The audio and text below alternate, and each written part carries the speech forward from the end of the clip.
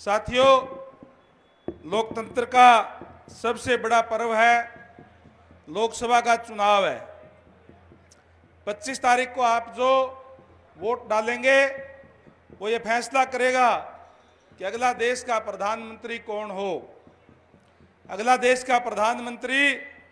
नरेंद्र भाई मोदी जी तीसरी बार बने या राहुल गांधी बने, यह आपका मत जो आप दोगे ये उसका फैसला करेगा। और मैं समझता हूं कि गांव में पूछ लो, शहर में और तो और से अगर किसी कांग्रेसी को भी अलग से बुला करके पूछोगे क्या राहुल गांधी भी इस देश को चला सकता है क्या, वो भी कह देगा जी ना जी, इसके बस की बात नहीं है। और जिस तरीके से आदरणीय नरेंद्र भाई मोदी जी ने पिछले 10 साल में देश का नेतृत्व करने का काम किया है, देश का गौरव विश्व पटल पर बढ़ाने का काम किया है। बड़े विस्तार से चर्चा अभी जनरल डीपी वत्स जी ने, आदरणीय विनोद भ्याणा जी ने विस्तार से सारी बातें आपको बताने का काम किया कि किस तरीके से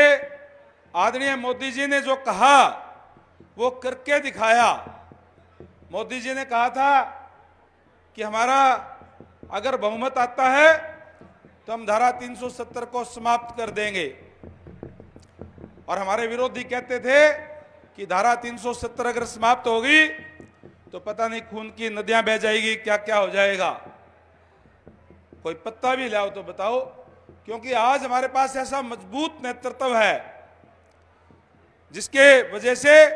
ये काम संभव हो पाया। इसी तरीके से चाहे राम निर्माण की बात हो, राम मंदिर निर्माण की बात हो,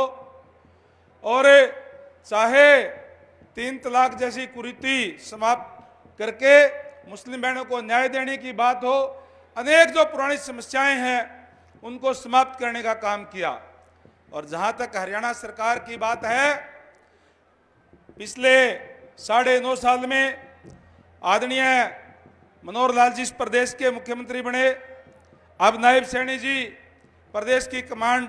संभाल कर चला रहे हैं, और इन 9.5 सालों में राजनीति के नए आयाम स्थापित करने का काम किया। सबसे पहले तो युवाओं के अंदर एक विश्वास पैदा करने के लिए उन्होंने आते ही आदरणीय मनोहर लाल जी ने कहा कि हरियाणा एक, हरियाणवी एक का नारा देकर के और बिना खर्ची के, बिना पर्ची के नौकरियां देने का काम किया। और उसके अंदर सबसे बड़ी बात ये कि जो पहले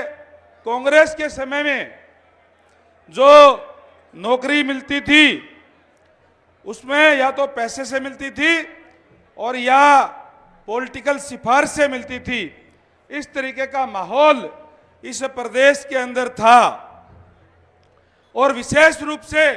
ये मैं कहना चाहूंगा कि पिछले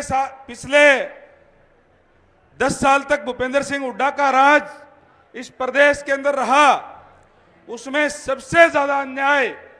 अगर किसी के साथ हुआ तो बैकवर्ड क्लास के साथ हुआ। क्योंकि बैकवर्ड क्लास के साथ थी कि जितनी भी जो वैकेंसीज निकलती थी,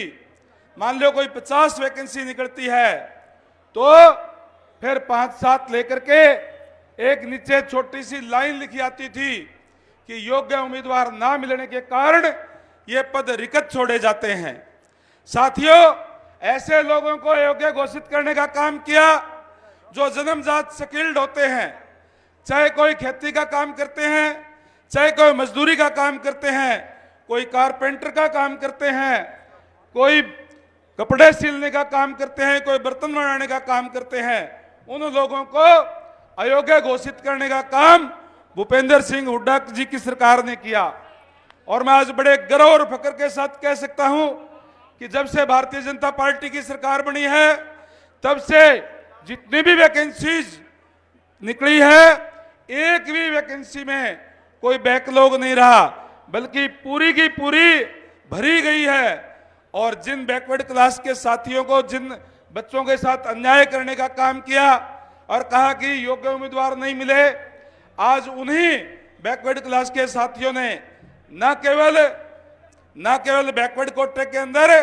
बल्कि क्योंकि मेहनती लोग होते हैं, जनरल के अंदर भी उन्होंने अपना स्थान बनाने का काम किया है। तो साथियों, आप लोगों को इस बात को याद रखना होगा। इसलिए आप लोगों से गुजारिश और विनती करूंगा, आप लोग 25 तारीख को अपना एक एक कीमती वोट जो कमल के फूल पे डालेंगे, ये ताकत मिलेगी नरेंद्र भाई मोदी जी को, ये ताकत मिलेगी आदरणीय नायब सैनी जी